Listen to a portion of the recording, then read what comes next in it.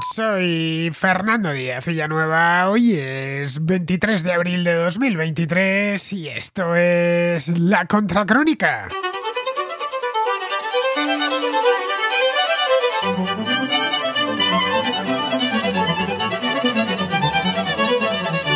Bienvenidos a la contrarréplica, la primera que hacemos en 2 semanas porque la semana pasada no pude hacerla, ya que estuve de viaje en Valencia.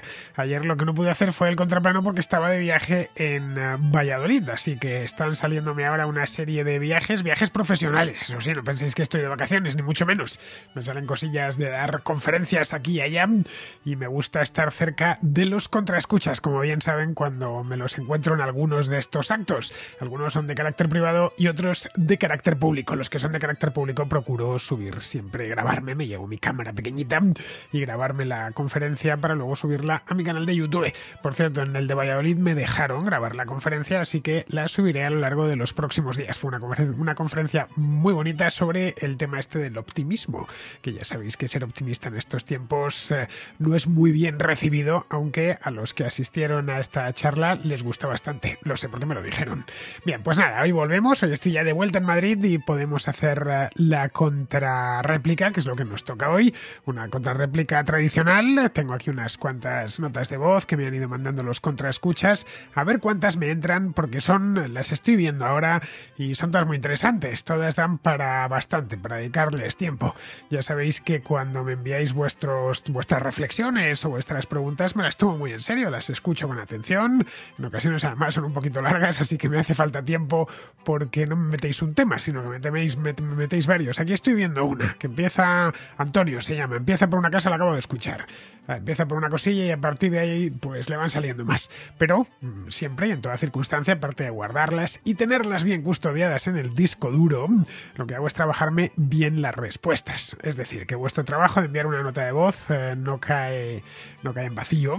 Yo las tengo muy en cuenta. Si queréis enviarlas, ya sabéis, el número de la contra, os lo recuerdo rápidamente, el número de WhatsApp, es el 690-827909. Más 34 delante si estáis fuera de España. Y respecto a la duración del mensaje, pues lo que os digo siempre los domingos, que entre 1 y 3 minutos aproximadamente, más o menos. Si dura 4 tampoco pasa nada, pero procurad ceñiros a lo de 1 o 3 minutos, porque cuanto menos duren, tampoco es cosa de que sea hola y adiós, pero vamos, que si podéis condensar, yo lo agradezco mucho y otros contraescuchas lo agradecen más porque entrarán más temas. Bien, pues dicho esto, pasamos ya a la contrarréplica.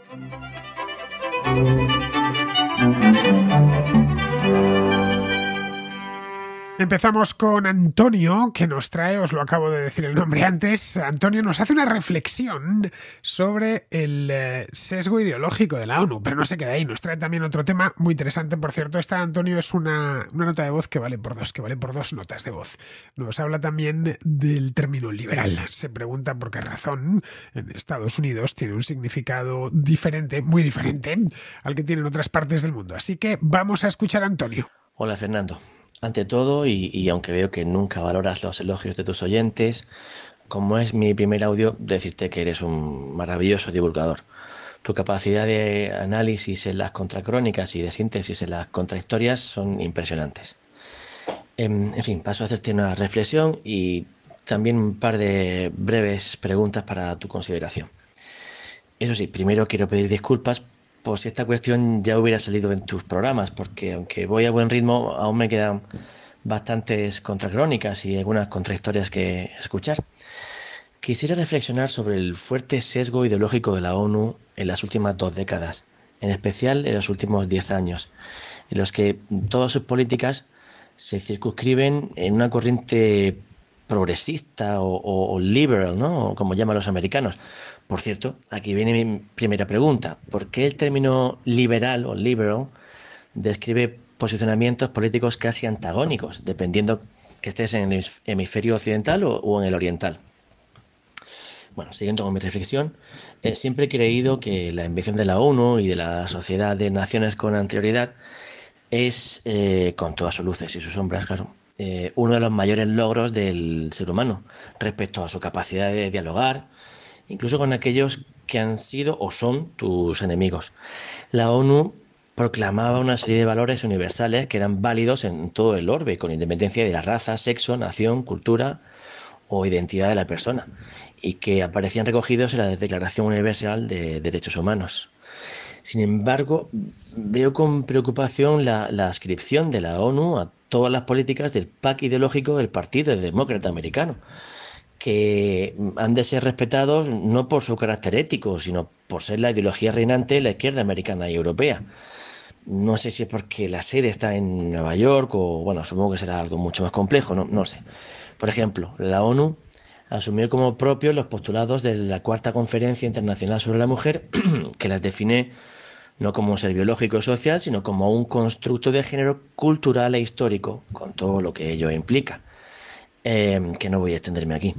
Se apuesta y apoya decididamente por la promoción de las migraciones de los países desfavorecidos a los industrializados. La OMS, organismo, como sabes, dependiente de la ONU, aseguraba hace poco que existía evidencia suficiente para afirmar que consumir carne procesada provocaba cáncer colorectal y que había evidencia limitada de que la carne roja provocaba el mismo efecto. Vamos, ni el mismo Garzón se atrevió a tanto. Sobre el clima, ¿qué te voy a contar? Se da por probado la teoría del calentamiento global antropogénico de su propio panel de expertos, el polémico IPCC, que en su sexto informe del pasado 9 de agosto ya no se cortan. Se llama AR6, pero podría llamarse directamente el informe Vamos a morir todos y muy pronto. Por cierto, esta es mi segunda pregunta. ¿Qué opinas del IPCC y de su némesis, el silenciado y perseguido NIPCC, que suele darle la contrarréplica? Bueno, eso sí, no se puede reprochar que la ideología de la ONU sea desconocida ni secreta. Todo está publicado y publicitado en la Agenda 2030 para el Desarrollo Sostenible, que bajo mi punto de vista instaura una tecnocracia supranacional que dictará a los estados lo que tienen que hacer y a nosotros, las personas, los individuos, lo que debemos pensar. Y mi reflexión final es esa. En la ONU hay casi 200 países. Solo algunos de ellos tienen gobiernos que podemos calificar de progresistas y, por tanto, que comulgan con todas estas políticas. Yo creo que no es sabio embarcarse en estas políticas que satisfacen solo a una parte de tus miembros porque estás creando dos bandos que poco a poco se hacen más irreconciliables. Lo vemos, por ejemplo, cuando aquellos que están dispuestos a debatir la antropogénesis del cambio climático son tratados como herejes, como si fueran una especie de terraplanistas o negacionistas del holocausto. No sé. Bueno, termino leyendo una cita de Mateo Requesens que tengo delante de mí. Dice, la ONU constituye un instrumento burocrático para crear un protogobierno mundial que no solo no garantiza la paz ni la concordia, ni mucho menos la prosperidad y la felicidad, sino que se ha convertido en una amenaza para el pluralismo político y la libertad del ser humano. Muchas gracias y un saludo a ti y a tu audiencia.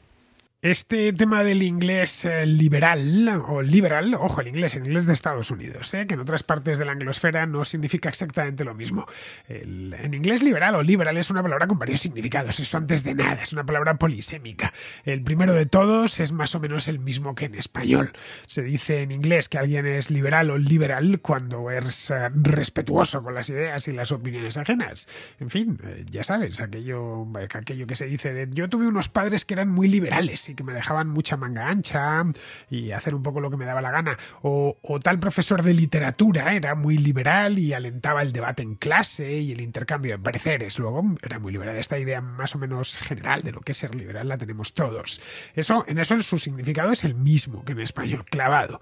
Y también el mismo que en otras lenguas, pues qué sé yo, que yo sepa por lo menos. En italiano significa lo mismo, liberale. En alemán significa lo mismo también, es decir, es una persona abierta a las opiniones de los demás. En alemán se dice liberale también, por cierto. No sé si lo tomaron del italiano, pues se dice como liberal, pero con una E al final. En español e italiano, además de persona de mente abierta, significa persona generosa, una persona magnánima y que presta su ayuda con facilidad. Es decir, has sido muy liberal con la cena de hoy. Significa que no has escatimado, vamos, y que has invitado a todo el mundo, ¿no? Luego está el significado político, que es evidentemente el que a Antonio le interesa y el que nos interesa ahora mismo aquí. Es decir, el ser partidario de una doctrina política denominada liberalismo, una doctrina de contornos muy amplios. El problema, como digo, es que el liberalismo ocupa mucho y más sus contornos no solo son amplios, sino que son, diría, algo difusos. De ahí que dependiendo del país ha adquirido un significado u otro. En España el liberalismo se sitúa por regla general en el espectro, dentro del espectro político, lo que todos entendemos, más o menos en el centro derecha, aproximadamente. Lo mismo sucede en otros países de Europa. Y también en Australia, por cierto. Australia está en la anglosfera, pero allí, por ejemplo, el Partido Liberal es un partido conservador. Recuerdo hace muchos años, estoy hablando pues 15 años, una cosa así, ya bastante tiempo, cuando John Howard era primer ministro de Australia, que hablando con un estadounidense, esto debió suceder, no me acuerdo, 2006, 2007, por ahí, pues se sorprendía cuando se enteró, cuando le dije que Howard era del Partido Liberal Australiano. Dijo, eso es imposible, ¿cómo va a ser del Partido Liberal Australiano John Howard? Howard estaba incluso más a la derecha de Bush, o era más conservador en ese aspecto que Bush, y por eso le llamaba tanto la atención. Supongo que como este hombre, pues muchos estarían sorprendidos de que los liberales en Australia, o los liberals en Australia, fuesen gente de centro derecha. En el Reino Unido, los liberales se sitúan más o menos lo que llaman allí Lib Dems, es decir, liberaldemócratas, porque hay un partido que se llama así, se sitúan en el centro aproximadamente, en el espectro estoy hablando, entre laboristas y conservadores. Bueno, el Churchill, de hecho Winston Churchill, cambió de partido a lo largo de su vida. Primero era conservador, luego se pasó al Partido Liberal y finalmente regresó al conservador.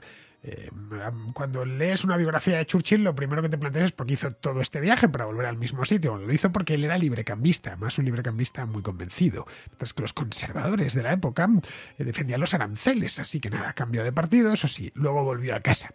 En Estados Unidos es diferente, porque en Estados Unidos el término liberal o liberal ha tenido una vida mucho más agitada. La palabra en sí, esto es algo que muchos hispanohablantes desconocen. La palabra liberal proviene de España. A ver, su origen evidentemente es latino, de liber, ¿no? Liber liberis, es decir, libre, pero se empezó a utilizar con intenciones políticas en la España de las guerras napoleónicas. Los liberales de Cádiz, vamos, y en oposición a los que estaban a favor, los de la monarquía absoluta, lo que los liberales llamaban a los absolutistas serviles, bueno, liberales frente a serviles. Está la palabra, claro, viniendo del latín, siendo fácil de pronunciar en casi cualquier idioma, pues pasó al inglés y pasó tal cual, sin ninguna transformación. Pero durante décadas solo se empleó en Inglaterra, en el Reino Unido, vamos. Estados Unidos no llegaría hasta mucho más tarde, hasta mediado del siglo XIX aproximadamente. Llegó desde Europa, naturalmente, porque en Estados Unidos todo ha llegado desde Europa. Estados Unidos es un país europeo en el otro lado del Atlántico, como le sucede a todos los países americanos, es una nueva Europa, y creó un problema allí, porque tanto la palabra como la doctrina, que habían importado de Europa, tenían grandes connotaciones positivas, pero tanto los demócratas como los republicanos solo compraban parte de lo que habían importado de Europa. A los republicanos de aquel entonces, por ejemplo, pues les gustaba esa parte de la defensa de la autonomía individual de los liberales y su rechazo a la esclavitud. A los demócratas, que eran muy fuertes en el sur, les interesaba la parte librecambista, es decir, antiproteccionista, la economía sudista, la economía de lo que después serían los Estados Unidos confederados. Era una economía muy abierta al mundo porque vivían de la exportación, de la exportación de algodón y de otras materias primas. Pero claro, no les gustaba nada la oposición de los liberales europeos a la esclavitud. Esa es la razón por la que no se terminaban de casar con ella, con el término liberal, ni liberalismo, en ninguno de los dos grandes partidos. De hecho, Estados Unidos es de los pocos países de Occidente que nunca tuvo un partido con la denominación liberal. Hubo en el pasado algunos partidos liberales, pero circunscritos siempre a un solo estado. Que si Utah, que si California, que si tal, no sé cuánto, fueron varios, ¿no? Los que tuvieron, pero hace ya bastante tiempo. Y luego entre 1870 y 1872, o 1871 y 1872, justo para las elecciones de ese año, esto lo leí hace tiempo, se formó un partido liberal muy efímero llamado Partido Republicano Liberal. Era una escisión del Partido Republicano, los antigrantistas, los que estaban en contra de Ulysses Grant. Se formó solo para esas elecciones, las de 1872, para competir con Grant, pero fracasaron estrepitosamente. El batacazo fue de tal calibre el que se dieron los liberal republicanos en 1872 que no se volvió a constituir otro partido liberal en Estados Unidos de allá en adelante. Luego ya en el siglo XX, de la década de los años 30 exactamente, se empezó a asociar el liberalismo en Estados Unidos con las ideas del New Deal rooseveltiano. Y entonces, hace no mucho tiempo aquí en la contrarréplica hablábamos del origen de la palabra neoliberal y efectivamente pues, nació en esa misma época, en torno a los años 30 del siglo pasado. Claro, el New Deal era intervencionista en materia económica. Como la intervención en materia económica se asocia con la izquierda, pues se empezó a identificar liberalismo con izquierda, pero solo en Estados Unidos y así hasta el momento presente. Respecto a la ONU, que vamos, creo, Antonio, que con esto ya te lo dejo, puedo elaborarlo mucho más, pero es que me has puesto otro tema también muy interesante encima de la mesa. Pero vamos, esa es la razón por la cual en Estados Unidos liberal o liberal significa lo que llamaríamos en España progre o progresista. O sea, también es la razón por la que cuando uno viaja allí te preguntan qué ideas políticas tienes y le dices soy liberal, lo primero que piensan es que eres de izquierdas, vamos. O si estás hablando ya en una conversación y cuando dices, bueno, es que esto es una idea liberal, te dicen, no, eso no es liberal, eso es conservador, ¿no? O republicano, pero no lo identifican con la idea que ellos tienen del liberalismo. Así que si vas a Estados Unidos, si alguien te pregunta eso, que no debería suceder porque la gente no anda preguntando las ideas políticas de los demás, a no ser que estés metido directamente en política. En un think tank precisa que eres classical liberal, es decir, liberal clásico, entonces ya lo entienden a la perfección. Bueno, respecto a lo de la ONU, que también es muy interesante esto que nos has traído. A ver, la ONU ha sido siempre de izquierdas, o más bien de izquierdas, y esto es desde su fundación. Caray, no hay más que echar un vistazo a sus secretarios generales. El actual es un socialista portugués llamado António Guterres. Pero es que si nos vamos a la historia, vemos que la historia de la ONU, que tampoco es muy larga, pero sí es lo suficientemente larga como para sacar conclusiones. Pensad que esta organización va a cumplir 80 años dentro de nada. Bien, si nos vamos a la historia, vemos que el primero de secretario general de la ONU fue un inglés, un tipo llamado Gladwin Jebb, que era el partido liberal, del que acabamos de hablar, que estuvo Churchill de paso. Bueno, Jebb estuvo poco tiempo, unos meses. Si se le recuerda es porque fue el primero de todos. Luego vino un laborista noruego llamado Trygve Lie, que terminó saliendo unos años más tarde con la guerra de Corea, porque la URSS le vetó. Tras él llegó un sueco que se llamaba Dan Hammarskjöld, que era un diplomático, un tipo habilidoso, pero extremadamente habilidoso, que escogieron como candidato de compromiso, ya que no molestaba a ninguna de las dos superpotencias. Estamos hablando de los años 50, es decir, en plena Guerra Fría. Ni a Estados Unidos, ni a la Unión Soviética, y bueno, era Noruego, ya sabéis, Suecia, Noruega, Dinamarca, estos países que a veces se nos antoja que han vivido toda su historia en paz. No es cierto, pero bueno, son un poco el emblema del pacifismo. Vino este hombre, Hammarskjöld, estuvo unos cuantos años y no fue molesto. Luego después del vino Jutant, que era birmano, había estado en los movimientos antifascistas, abogaba por la descolonización, además ya era hora de que llegase un secretario general del tercer mundo, pero vamos, lo mismo, Jutant trataba de no molestar a nadie. Y así podemos seguir hasta el momento presente, ¿eh? Son casi siempre tipos que saben cómo no ofender, ni decir ni una palabra más alta que la otra. Pero claro, algo tienen que hacer. Se les paga y se les paga muy bien, ¿no? Así que todo se queda en buenas palabras y en grandes intenciones. Todo al final se queda en eso, de verdad. La ONU es eso, la ONU es simple palabrería. Luego otro elemento importante para entender por qué la ONU es la ONU y por qué sus agencias son sus agencias, y qué dice y cómo hacen las cosas y demás, es su personal. Las organizaciones humanas y una organización internacional, una empresa, un gobierno, está formado por personas, no lo olvidemos. Cualquier organización humana es el personal que habita dentro de ella. Esto a veces en el negocio periodístico siempre se dice, un periódico son sus periodistas y una televisión la gente que trabaja dentro, ¿no?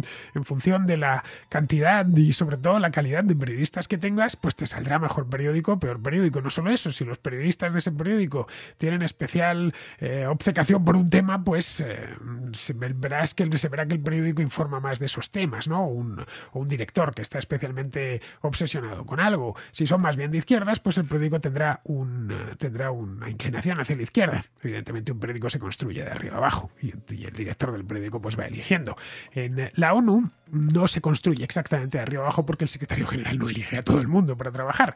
La ONU puede, en principio, trabajar cualquier persona que consiga superar que cumpla los requisitos, evidentemente, y consiga superar los procesos de selección. Pero vamos, si vamos al personal, no sé si has conocido alguna vez a alguien que trabaja en la ONU o en alguna agencia de la ONU.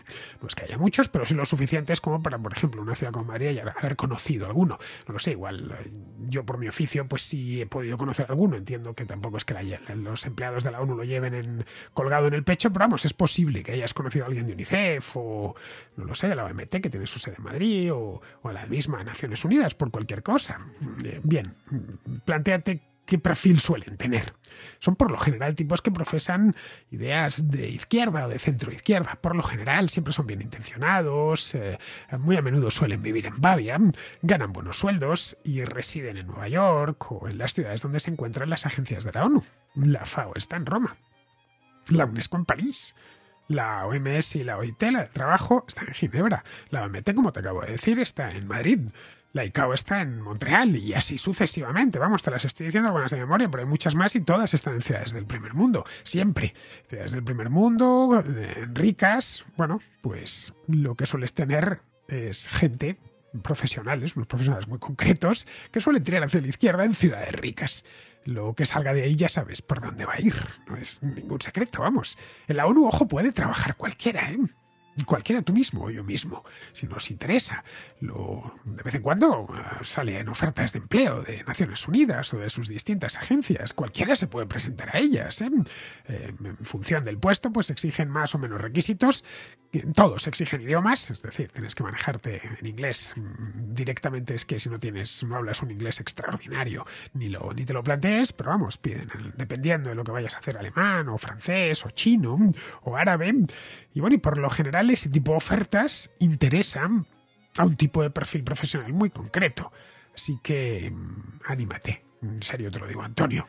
Si estás tan preocupado por lo que diga la ONU, sus informes y sus historias, apúntate tú y que amigos tuyos también se apunten. Y entonces así, si muchos como tú lo hacéis, este sesgo que tanto te molesta, irá hacia el otro lado. Y veremos cómo los que se quejan son los del otro lado. ¿Cómo puede ser que de la ONU salgan estas cosas? La verdad es que salgan de un lado o del otro, no sé, la verdad es que no tampoco igual, ¿eh?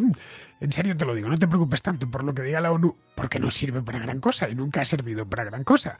Es una organización, tanto la ONU como sus agencias, que no tiene competencias reales. Y las decisiones importantes han de consensuarse en el Consejo de Seguridad, donde solo hay 15 países, de los cuales hay 10 que van rotando y solo 5 tienen plaza en propiedad. Son Estados Unidos, Rusia, Reino Unido, China y Francia. Rusia heredó el puesto, evidentemente, de la Unión Soviética. Tienen la plaza en propiedad y la capacidad de veto.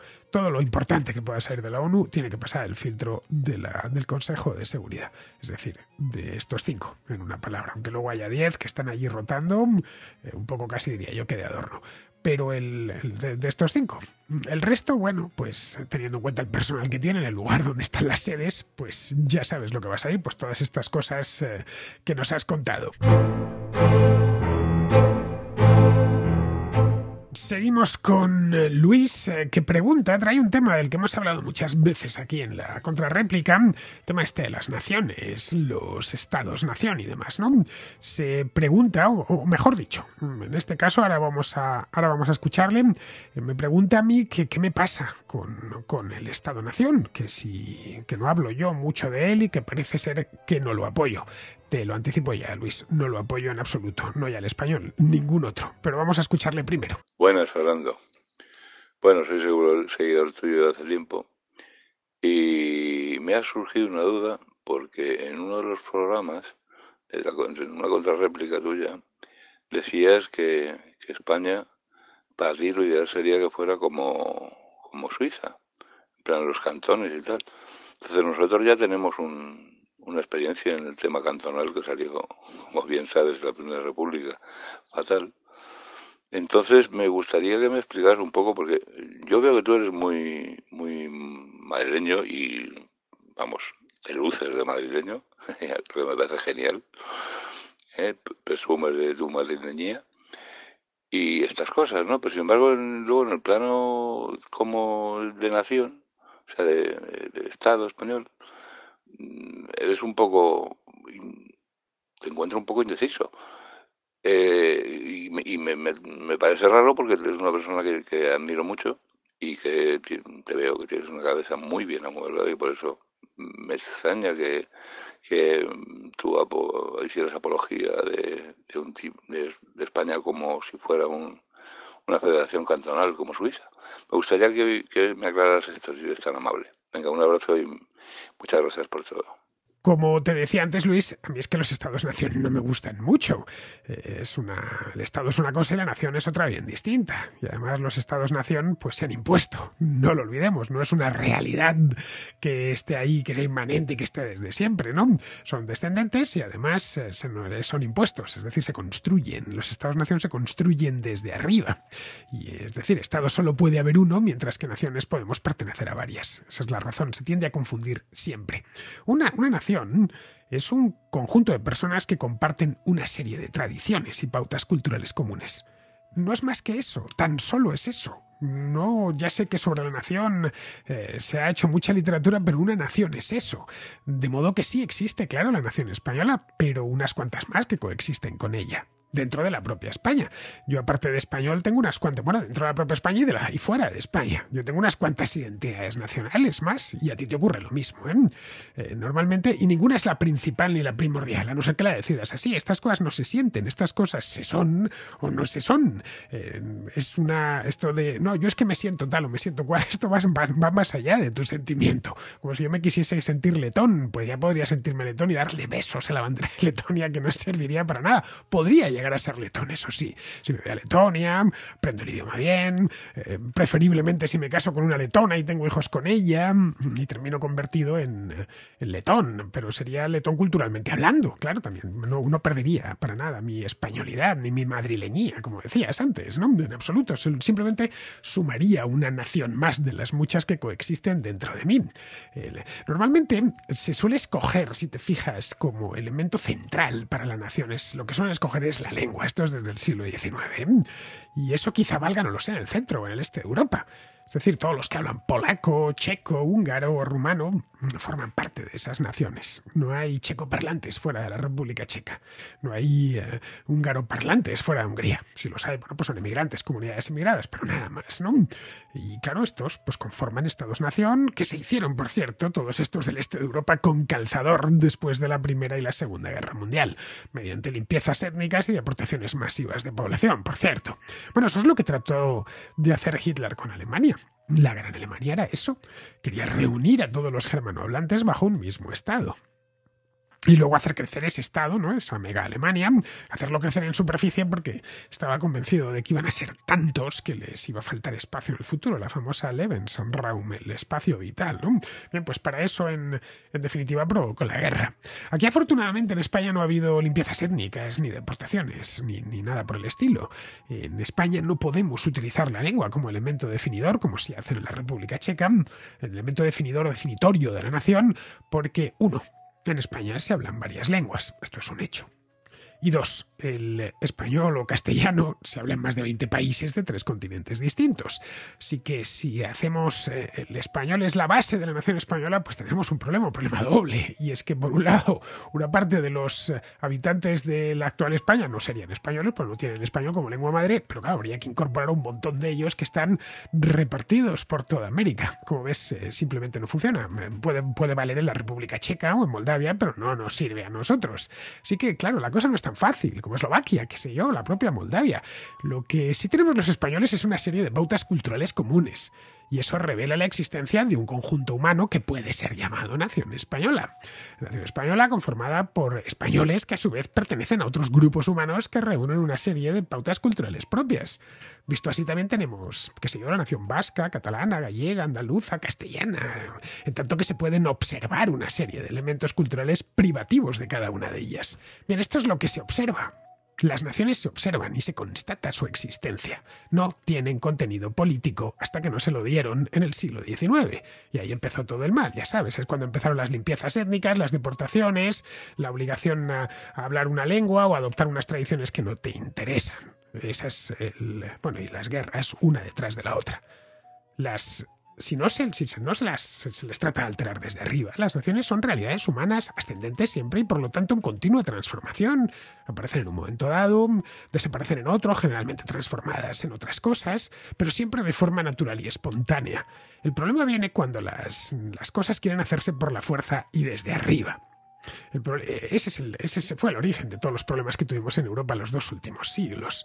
El Estado se fabrica, es descendente y es monopolista porque solo puedes tener una ciudadanía. Yo solo tengo el pasaporte español y si quiero, no lo sé, el alemán o el checo, tengo que renunciar al español. Hay unos acuerdos de doble ciudadanía, pues con países hispanoamericanos, con Portugal también lo tenemos, pero vamos, la doble ciudadanía se esfumaría en el momento en que hubiese una guerra, ¿eh? Ya tendría que elegir, bueno, con que tuviese que qué sé yo, jugar en la selección nacional, ya no puedo jugar en las dos. O sea, pues, esto sucede continuamente. Nada, ya tengo eso ya está, Estado solo hay uno y solo puedes tener uno. Pero a cambio pertenezco a varias naciones, qué sé yo, la española, la hispana, la occidental, la castellana, si quieres. La nación es un hecho cultural, el Estado es un hecho político.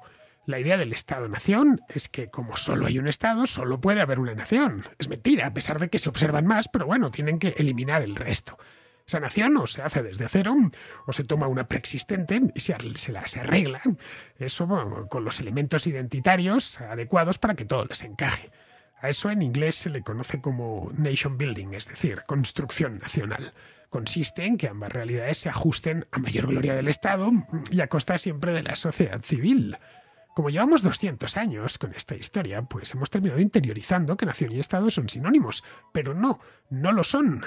No lo son en absoluto. Lo son a la fuerza de que lo repiten una y otra vez, pero no es cierto. Y no es cierto a poco que uno se ponga a observar. Los suizos no han pasado por el aro, afortunadamente.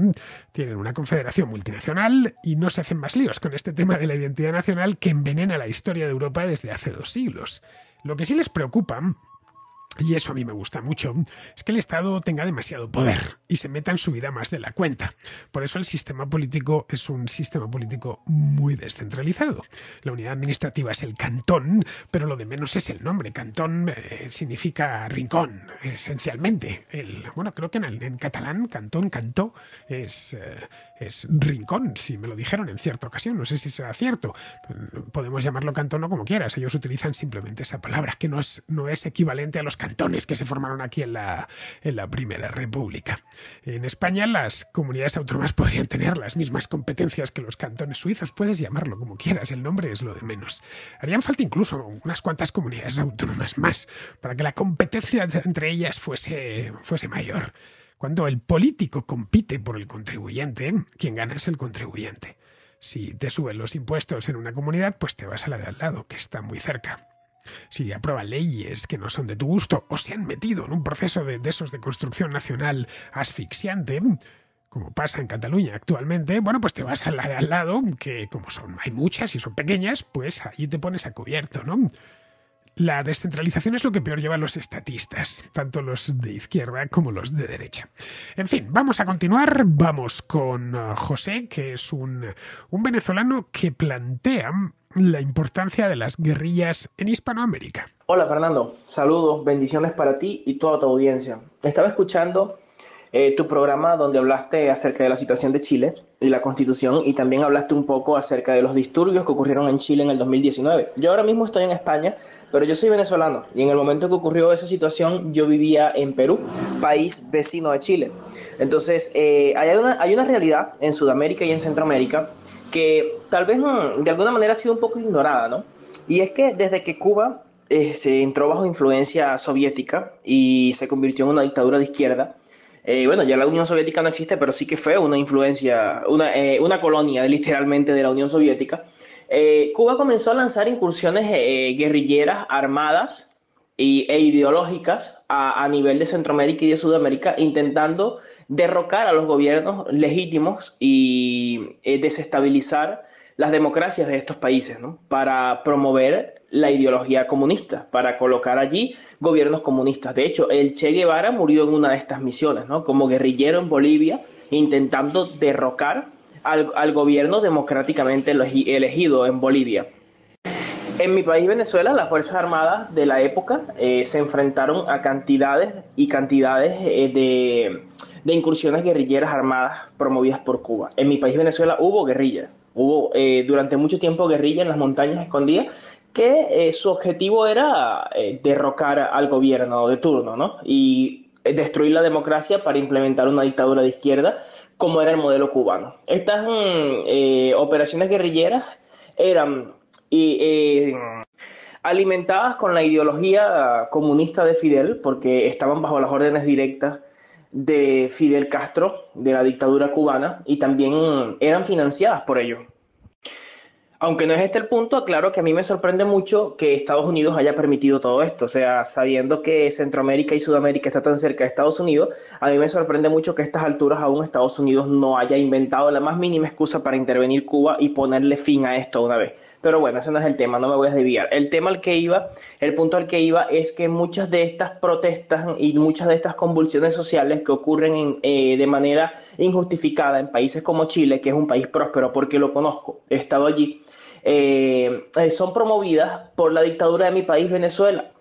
Es que hay una realidad y es que el gobierno chavista, la dictadura chavista de Venezuela ha seguido un modelo similar al de Cuba, orquestando y propiciando la desestabilización de los países democráticos en Sudamérica y en Centroamérica a través de dinero, inyectando dinero y enviando delincuentes que normalmente están bajo sus órdenes en esos países para ayudar a desestabilizar y a crear convulsiones sociales. En medio de una protesta tal vez aparecen personas haciendo actos delincuenciales, no sé si está bien dicho delincuenciales, en fin, haciendo actos de vandalismo, y son personas financiadas y pagadas por la dictadura de Venezuela. La dictadura de Venezuela ha mantenido un modelo muy similar en este aspecto que la dictadura cubana. De hecho, en una ocasión se decía que el partido de Pablo Iglesias, creo que se llama el comunista que intenta gobernar España, fue fundado con dinero que le dio el chavismo de Venezuela.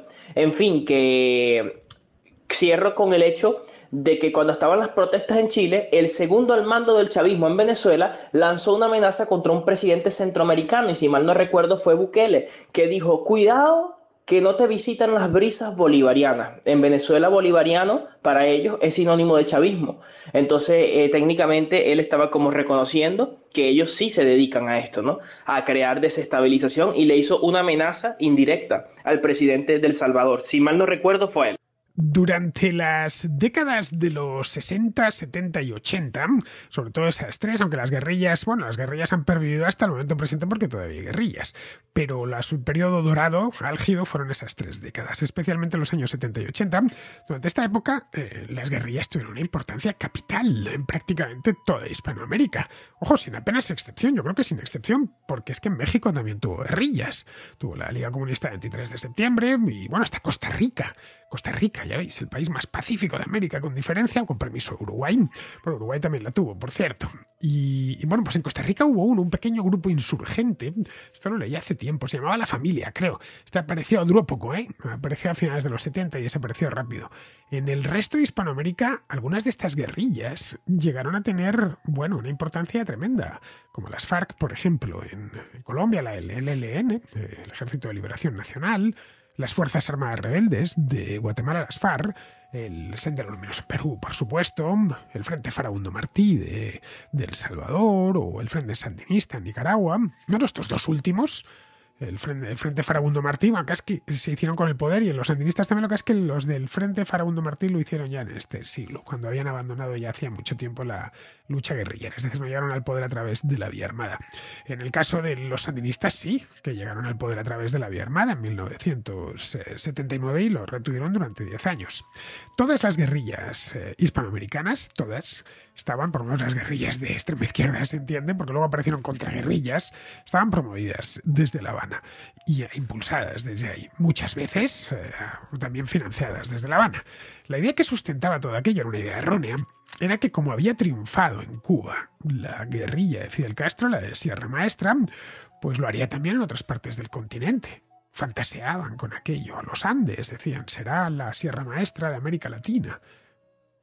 Por lo tanto, no hay más que empujar esta historia, porque la teoría de los focos, una teoría elaborada por Ernesto Che Guevara, que pocas cosas se han demostrado más erróneas y más vidas han costado. Esto es nada, nosotros nos echamos al monte, nunca mejor dicho, y a la sierra, empezamos a hablar con los campesinos para que se alíen con nosotros, entonces vendrá el ejército y le derrotaremos como habían derrotado al de Batista y nos haremos con el poder y entraremos, pues no en La Habana porque esa ya la tenemos tomada, pero en las capitales de los distintos países de América y estableceremos regímenes como el de Cuba. Esto era a grandes rasgos lo que pensaban hacer, claro, teniendo en cuenta, qué sé yo, Colombia o Venezuela o Perú son más grandes, pues va a hacer falta quizá algo más de tiempo. Pero vamos, que la idea era esa. La realidad fue muy distinta.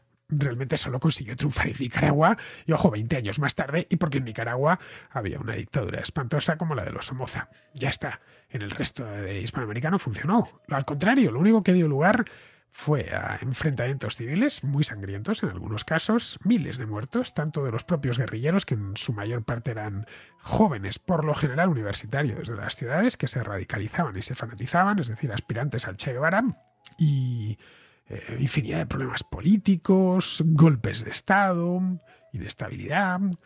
El coste de estas guerrillas, fomentadas, armadas, financiadas desde La Habana, el coste que tuvo para toda la América hispana fue altísimo durante esas décadas. Podríamos incluir hasta los años 90, principios de los 90. Bueno, podríamos irnos incluso un poco más lejos, hasta este siglo, porque las guerrillas colombianas, como las FARC, no se desarmaron hasta hace unos pocos años, y algunas, como el ELN en Colombia, siguen en activo. Las guerrillas entraron en crisis en la década de los 90, crisis terminal, porque claro, había caído la Unión Soviética, que era quien estaba detrás de todo aquello. Fue en aquel momento, con la Cuba castrista ya muy debilitada, estaba Castro pensando en lo suyo, no estaba para promover la revolución cuando la suya propia estaba en riesgo. Fue en ese momento cuando las guerrillas por toda América empezaron a solicitar la paz a sus respectivos gobiernos y se abrieron los famosos procesos de paz, salvo algunas excepciones como las colombianas, que se nutrían del tráfico de la droga ya para aquel entonces, no necesitaban a los cubanos ni a los soviéticos, al resto les faltaron fondos. A finales de los 90 llegó al poder en Venezuela Hugo Chávez y ya claro, ya no hubo necesidad de seguir con la táctica esta de las guerrillas. Primero, porque era contraproducente y estaban desprestigiadas. Y segundo, porque las técnicas de contrainsurgencia de los ejércitos de toda América habían mejorado mucho. Bueno, y tercero, porque la apuesta de los chavistas era llegar al poder a través de las urnas. Eso durante unos años les dio muy buenos frutos, hay que reconocerlo, a los chavistas, quiero decir, a los bolivarianos, ya que distintos candidatos cercanos a Hugo Chávez fueron ganando las elecciones en distintos países en la primera década de este siglo, en Ecuador, con Correa, en Bolivia, con Evo Morales, en Nicaragua, que volvió Daniel Ortega, en Paraguay con Fernando Lugo, en fin, fue la famosa América bolivariana del año 2007, 2008, 2009. Bueno, en Nicaragua, de hecho, el Frente Sandinista, que perdió el poder en 1990, volvió a recuperarlo en la época de Hugo Chávez, ya en 2007, y desde entonces no lo he soltado y no tiene ninguna intención de hacerlo. Pero vamos, la primera vez que llegó Ortega al poder fue mediante la famosa vía armada y la segunda por la vía electoral. Ahora bien, no quiere salir de ahí. Pero vamos, el coste de estas guerrillas para Hispanoamérica fue altísimo en términos económicos y humanos. También en términos políticos, ya que tensionó muchísimo la vida de aquellos países. Países, muchos de los cuales habían sido tremendamente pacíficos pues durante décadas. En muchos lugares la guerrilla trajo además, como os decía antes, aparejada contraguerrilla. Los contras de Nicaragua fueron los más famosos porque los estaba financiando Estados Unidos. Pero grupos de guerrilleros informales las autodefensas, que se llamaban en algunos sitios, que atacaban a los guerrilleros. Claro, eso ya daba lugar a que apareciesen más de dos actores armados, complicando aún más las cosas. El país guerrillero por antonomasia, que ha sido Colombia, y donde más coste les ha supuesto, fue como una especie de laboratorio. Y ojo, la pesadilla esa todavía no se ha terminado. Muy bien, pues con esto ya no me entra más. Me han entrado 3, no está mal, pero 3 temas interesantes, como habéis podido ver, para esta contrarréplica de hoy. Pues con esto ya terminamos. Ha sido, como siempre, un placer teneros al otro lado del micrófono y espero que regreséis por aquí mañana.